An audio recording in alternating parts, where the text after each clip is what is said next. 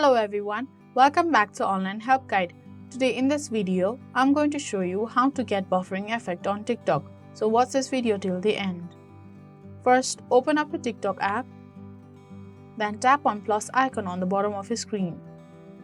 Now tap on effect that is on the left corner of your screen. Tap on search icon and type buffering.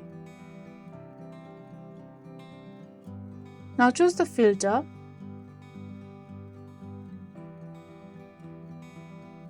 and use it. While you use it, tap on it once to show the buffering effect. So that is how you get buffering effect on TikTok.